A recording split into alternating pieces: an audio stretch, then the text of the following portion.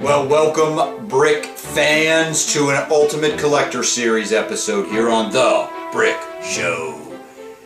And we have the X-Wing Starfighter, the T-65 X-Wing Starfighter, and this is a 2013 release, and there's your box, a big old box. 10240 is the set number. 1,559 pieces. This is the Red 5 X-Wing Starfighter. 16 and older. Now you do get numbered bags, but I'll go into some of the details about the set after we take a close look at it. Now the up close isn't going to be real long because it's mainly just a big bulky set, but you do get 3 instruction manuals in the cardboard, and you do get some stickers with it. So let's take a look at it, and then we'll go over some of the other details about the set. And here is the T-65 X-Wing Starfighter. And like always with these big ones, there's not a whole lot to this as far as features, so I'm going to do more of a pan of the set just to kind of show you the size and scope of it.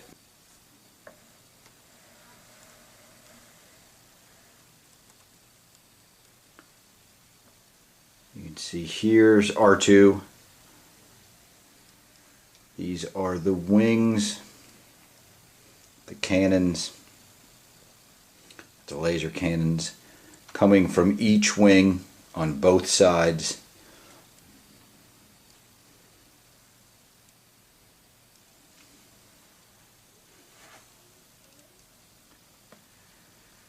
A lot of detail, a lot of small piece detail there in that area.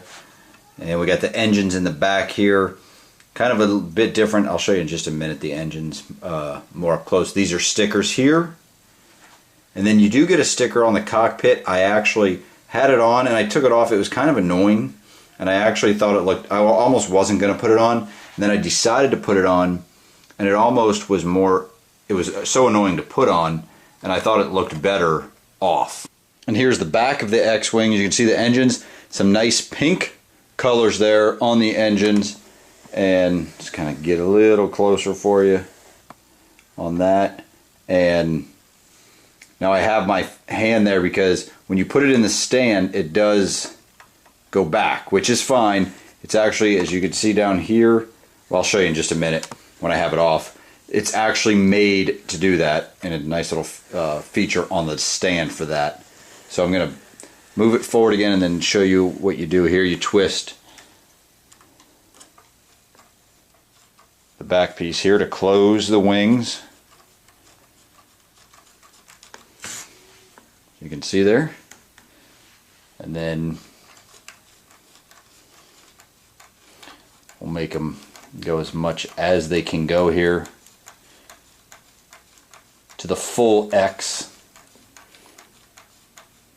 And you know, they go pretty far out and then they'll start going back again. So right about there is the full scope of the X-Wing wings. So as you can see there, nice and wide there for the wings, and then you can just keep twisting. Either way you twist, then we'll close them back again. But we're going to keep them open just about normal for this. Let me show you the minifig. And here's the R2-D2 minifigure that you get here with the X-Wing, and a little bit of blemishes on the print there, but whatever. It's R2. And he just fits right in here. So it's a nice spot there for him, as you can see there.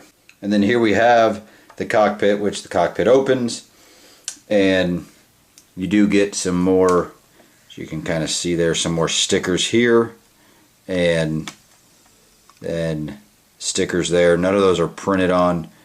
Then also you got, which I believe there's also another sticker there, yeah. And then inside here we got the area where the pilot looks through the radar there to take out the Empire. What I did was I grabbed the X-Wing here, Luke, so you can kind of see what he looks like. in the fighter, which looks a lot better, but didn't want to give us one of those. So there Luke is,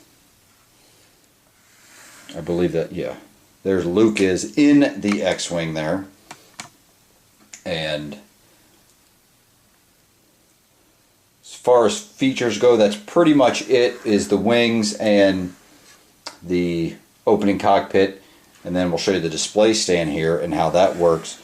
What I'm going to do, I'm just going to take this off to show you how that works. And I'll show you on the X-Wing here. There is where the display stand fits in, or where the opening is for the X-Wing. And then this is a sticker on here, so you can see all the specs of it. And then you can see how this works here when it's already tilted. So it can go straight up, but because of the back weight of the fighter, it usually goes back. So then it gives it that tilt look too when you put the X-Wing on there. So here it is from front to back.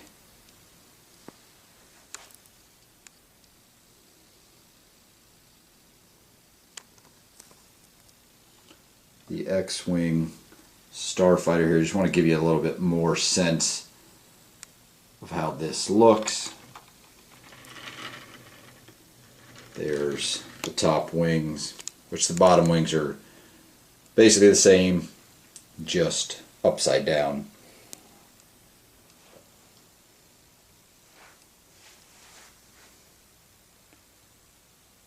Gonna see how those are made. I know with these bigger sets, I can't show you good all the time the different things on it, so just want to spend a little time showing you the basically the pieces and the bricks that are involved. Here's the side.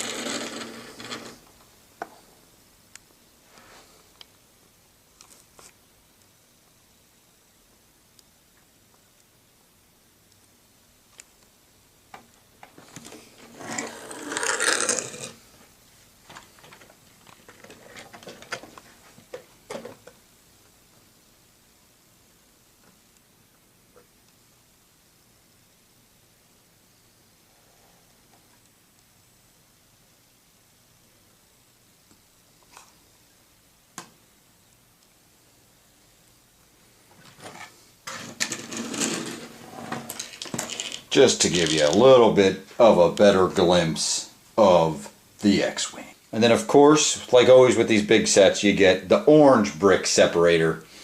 Can't have an X-Wing fighter without that. There is your X-Wing T-65 Starfighter. Alright, and we're back, and as you can see in my hands, I hold the 2013 X-Wing fighter, X-Wing Starfighter, and I hold the 1999 X-Wing fighter. This is the very first one X-Wing fighter that LEGO has ever produced, and this is the most recent one LEGO has produced. So, now the X-Wing fighter is a ship that's iconic to Star Wars, so obviously all you Star Wars fans already know that. And we've gotten many of them over the years. I don't think there was ever a time where you don't see the X-Wing Starfighter on the shelves. We have one, I actually have one on my shelf right now over here. The most current one that's in the stores. The 1999 one I put together. During that review, I'm actually going to put them next to each other and show you the size right next to each other. It's kind of cool to see. Like I said, 1999 was the first one, first year of LEGO Star Wars. This is the most recent. This is the second UCS X-Wing. The first one was the X-Wing Fighter. This one is the Red 5 X-Wing Starfighter. So, a little bit different.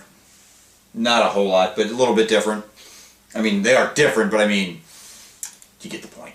So, over the years, there's probably about, I think, when I was looking up earlier, it was like 8 or 9 X-Wings over the years that LEGO has made. We've reviewed a few. I actually have done other ones that I never reviewed. The one with Yoda's hut in the swamp, the X-Wing with the swamp. I wish I had reviewed that. I actually sold it to buy some other LEGO sets before the brick show even. So, but we've done other X-Wing, so this is like probably the 5th or 6th X-Wing that I've actually put together. And let me say this, it was my most enjoyable build. Not crazy about building the X-Wings. They're not really like enjoyable to build like other sets are to me, especially Star Wars sets. However, this one I did enjoy building more than any other X-Wing. But, you know, it's mainly for shelf display. I'm sporting my shirt. As you can see, I have 2 X-Wings on my shirt because I love Star Wars, and these are iconic to Star Wars. So,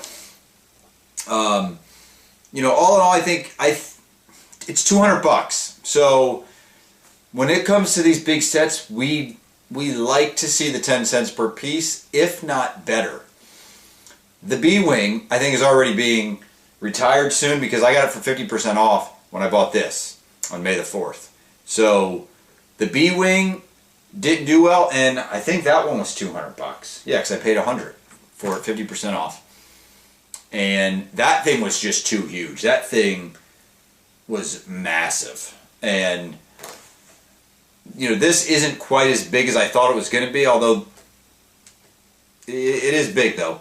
But it'll fit on a shelf. You're still going to take up some shelf space, but it'll fit decent on a shelf if you can talk whoever lives with you into letting you do that. But $200 is a lot to spend just to stick something on a shelf. But if you're a Star Wars collector and a fan, you're going to. But $200 is still a lot. You know, I mean, you buy this, you buy the B-Wing, you can buy a Death Star. I totally recommend buying the Death Star before I recommend buying 2 of these, or this and something similar. But back to what I was saying, we want to see 10 cents or better per piece with these bigger sets. We need to see that. So I'm going to give this a 7 in a rating all around. Again, the most enjoyable part was the build, which brings me to this. It was a quicker build, though, than normal. I actually didn't build it all at one time. It took me like 3 days with my busy schedule. I'd do it for an hour or two, So I'd say all in all is probably, I don't know, probably between 4 and 6 hours in that time frame. There was 10 numbered bags. So it didn't go long because, you know, it's easy when you have that many numbered bags to put together. So, which wasn't bad for me because it allowed me to take my time putting it together and not having a ton of pieces sprawled out. So,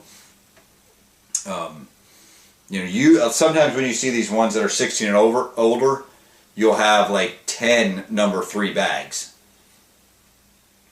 or, you know, 4 number 1 bags, 5 number 2 bags, and 6 number 3 bags. So that's just how it works a lot of times, but not with this one. 10 bags, so a quicker build than some of these bigger sets. But all in all, yeah, it's a good set. But I don't know if you're going to spend $200. But we're hoping by the end of the year we have an Ewok village to spend money on. That's what we're waiting for. UCS Ewok Village. The last few years we've gotten 2 a year. We want the Ewok Village to be the next one to replace the Death Star. Will it happen? We will stay tuned. Thanks for watching. We'll see you next time on The Brick Show.